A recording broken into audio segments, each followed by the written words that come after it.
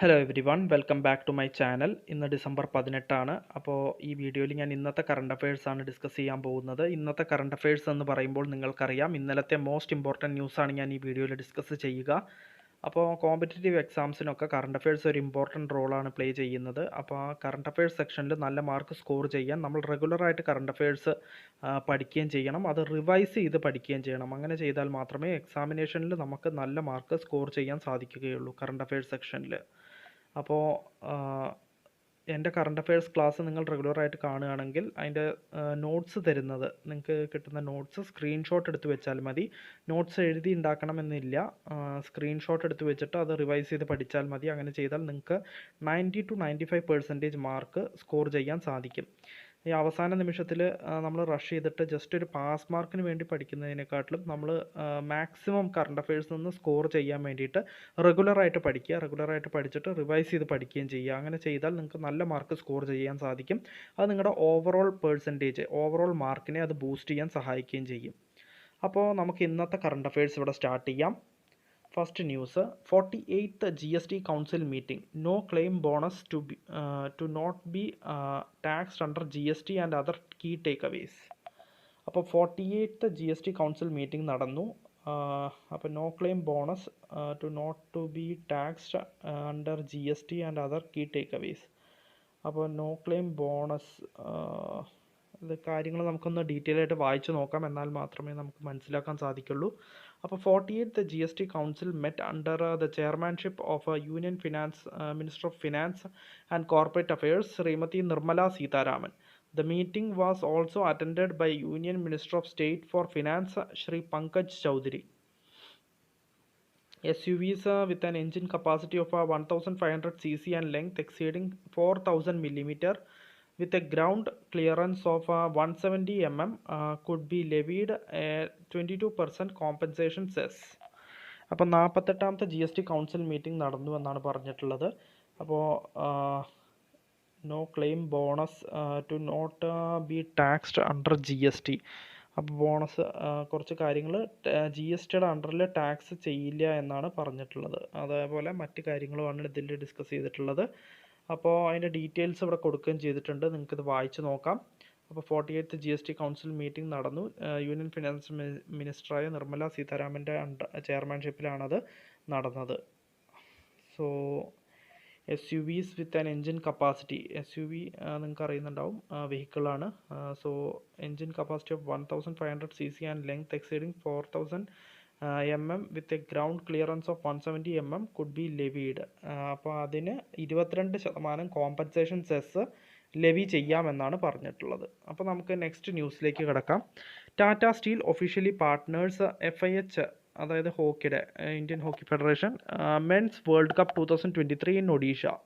അപ്പോൾ ടാറ്റ സ്റ്റീലാണ് officially partner ചെയ്തിരിക്കുന്നത് ഫെഡറേഷൻ ഓഫ് ഇന്ത്യൻ ഹോക്കി ആയിട്ട്.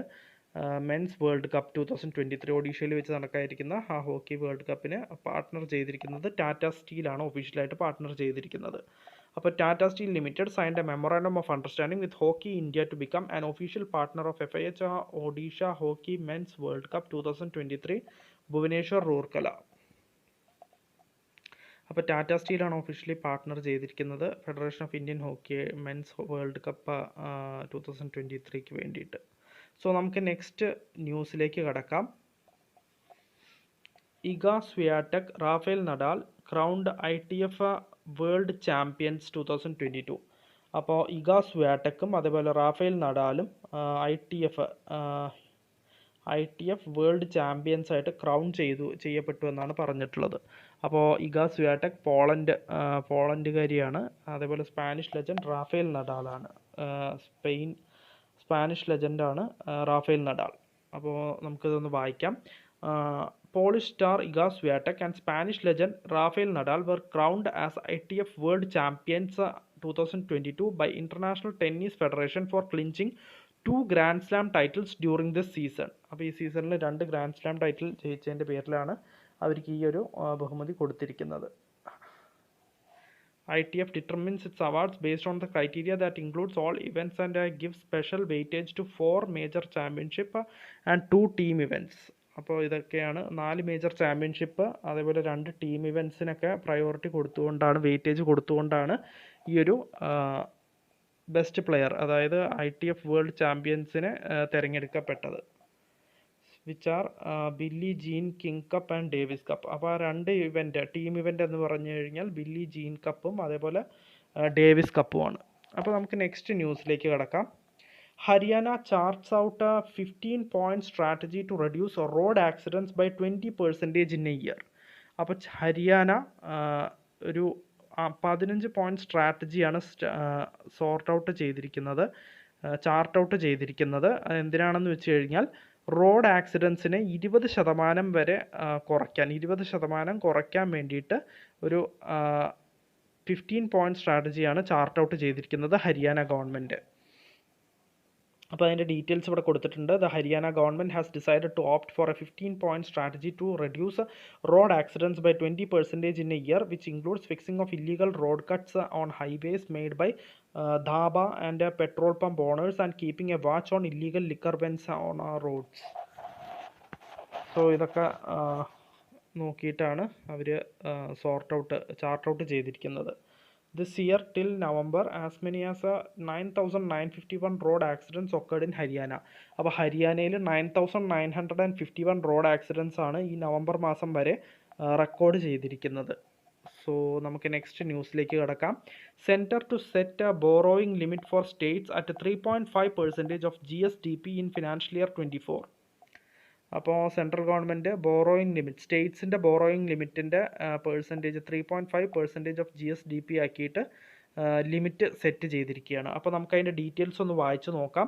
Centre will set the borrowing limit for states in financial year 24 at 3.5% of gross state domestic product. അപ്പോൾ gross state domestic പ്രോഡക്റ്റിൻ്റെ 3.5% ആയിരിക്കും borrowing ലിമിറ്റായിട്ട് set ചെയ്തിരിക്കുന്നത്. So including 50 basis points linked to power reform sectors. അപ്പോൾ അതിലത്തെ 50 basis point power reform സെക്ടേഴ്സിന് വേണ്ടിയിട്ടും ആയിരിക്കും. This is in sync with the fiscal path recommended by the 15th Finance Commission. So for states, the Finance Commission has recommended a fiscal deficit limit of 4% for financial year 22, 3.5% for financial year 23 and 3% for 24-26 period. അപ്പോൾ financial year 24-ന് 3.5% ആണ് central government borrowing limit for States ആയിട്ട് set ചെയ്തിരിക്കുന്നത്. അത് 3.5% of gross state domestic പ്രോഡക്റ്റിൻ്റെ 3.5% ആണ്. So നമുക്ക് next ന്യൂസിലേക്ക് കിടക്കാം. IREDA inks 4,445 crore rupees loan pact with SJVN Green Energy for 1,000 megawatt solar project. അപ്പോൾ IREDA ഇങ്ക് ചെയ്തിരിക്കുകയാണ് 4,445 കോടി രൂപ ലോൺ പാക്റ്റ് വിത്ത് SJVN ആയിട്ടാണ് ഇത് ലോൺ പാക്റ്റ് ഇങ്ക് ചെയ്തിരിക്കുന്നത്. SJVN green energy for 1,000 megawatt solar project. So Indian Renewable Energy Development Agency has inked a loan agreement with SJVN Green Energy, a subsidiary of SJVN Limited, for financing 4,444.71 crore for 1,000 megawatt solar power project at Bikaner Rajasthan. അപ്പോൾ 4,444.71 കോടി രൂപയുടെ financing ആണ് കൊടുത്തിരിക്കുന്നത്. അത്രയും രൂപയുടെ agreement ആണ് sign ചെയ്തിരിക്കുന്നത് IREDA SJVN green energy ആയിട്ട് 1000 മെഗാവാട്ട് സോളാർ പ്രൊജക്റ്റിന് വേണ്ടിയിട്ടാണ്. ബിക്കനീർ രാജസ്ഥാനിലത്തെ സോളാർ പ്രൊജക്റ്റിന് വേണ്ടിയിട്ടാണ് ഈ ഒരു എഗ്രിമെൻറ്റ് സൈൻ ചെയ്തിരിക്കുന്നത്. അപ്പോൾ IREDA funded project will connect 220 kilowatt substation Bikaner 2. അപ്പോൾ അതിനെ കണക്ട് ചെയ്യുമെന്നാണ് പറഞ്ഞിട്ടുള്ളത്. അപ്പോൾ നമുക്ക് നെക്സ്റ്റ് ന്യൂസിലേക്ക് കിടക്കാം. India's employable talent rises, woman work force increases, India skills report. അപ്പോൾ ഇന്ത്യ സ്കിൽസ് റിപ്പോർട്ട് പ്രകാരം ഇന്ത്യയുടെ എംപ്ലോയബിൾ ടാലൻറ്റ് റൈസ് ചെയ്തിരിക്കുകയാണ്, വുമൺ വർക്ക് ഫോഴ്സ് ഇൻക്രീസ് ചെയ്തിരിക്കുകയാണ്. അപ്പോൾ നമുക്ക് അതിൻ്റെ ഡീറ്റെയിൽസ് ഒന്ന് വായിച്ച് നോക്കാം. India's employable talent has risen in the past 1 year according to the VBOX India Skills Report 2023. അപ്പോൾ വിബോക്സ് ഇന്ത്യ സ്കിൽസ് റിപ്പോർട്ട് 2023 പ്രകാരം ഇന്ത്യയുടെ എംപ്ലോയബിൾ ടാലൻറ്റ് റൈസ് ചെയ്തിരിക്കുകയാണ് കഴിഞ്ഞ ഒരു വർഷത്തിൽ. So India's employable workforce has risen from 46.2%. അപ്പോൾ 46.2% ഉണ്ടായിരുന്നത്, അത് 50.3% മാറിയിരിക്കുകയാണ്. അതായത് 50.3% പീപ്പിൾ എംപ്ലോയബിൾ ആണ് എന്നാണ് പറഞ്ഞിട്ടുള്ളത് കഴിഞ്ഞ വർഷത്തെ അപേക്ഷിച്ച്. So percentage of women who are found to be employable has increased to 52.8% compared to 47.2% for men. അപ്പോൾ വുമൻ്റെ എംപ്ലോയബിൾ റേറ്റ് ആണ് കൂടുതൽ. 52.8% വുമൺ എംപ്ലോയബിൾ ആണ്. 47.2% വുമൺ ആണ് എംപ്ലോയബിൾ ആയിട്ടുള്ളൂ. അപ്പോൾ നമുക്ക് നെക്സ്റ്റ് ന്യൂസിലേക്ക് കിടക്കാം. കോമ്പറ്റീഷൻ കമ്മീഷൻ ഓഫ് ഇന്ത്യ അല്ല, സോറി, ഇവിടെ ഫസ്റ്റ് കൊടുത്തിട്ടുണ്ട് കോട്ടൺ കോർപ്പറേഷൻ ഓഫ് ഇന്ത്യ ടെക്സ്പ്രോസിൽ. അപ്പോൾ കോട്ടൺ കോർപ്പറേഷൻ ഓഫ് ഇന്ത്യയും ടെക്സ്പ്രോസിലും സൈൻ ചെയ്തിരിക്കുകയാണ് ഒരു MOU. എന്തിനാണെന്ന് വെച്ച് കഴിഞ്ഞാൽ ബ്രാൻഡ് ഇന്ത്യസ് കസ്തൂരി കോട്ടൺ, ഇന്ത്യയുടെ കസ്തൂരി കോട്ടൺ ബ്രാൻഡ് ചെയ്യാൻ വേണ്ടിയിട്ടാണ് ഇവർ എഗ്രിമെൻറ്റ് സൈൻ ചെയ്തിട്ടുള്ളത്. അപ്പോൾ നമുക്ക് ഒന്ന് വായിക്കാം. Cotton corporation of India and the cotton textiles export promotion council of India have signed an MOU and branding traceability and certification of Indian Kasturi cotton. Union Minister of Textiles Piyush Goyal also announced the creation of an advisory group on man-made fiber on the lines of Cotton Group. So Cotton Corporation of India ടെക്സ്പ്രോസിലുമാണ് agreement sign ചെയ്തിരിക്കുന്നത്. Brand India's Kasturi council brand ചെയ്യാൻ വേണ്ടിയിട്ടാണ്. So നമുക്ക് next ന്യൂസിലേക്ക് കിടക്കാം. Sports minister Anurag Thakur unveils hockey world cup trophy. അപ്പോൾ hockey world cup trophy unveil ചെയ്തിരിക്കുകയാണ് sports മിനിസ്റ്ററായ Anurag Thakur. Union minister of youth affairs and sports Anurag Singh Thakur unveiled hockey world cup trophy in ന്യൂഡൽഹിയിൽ വെച്ചിട്ടാണ് അത് അൺവെയിൽ ചെയ്തത്.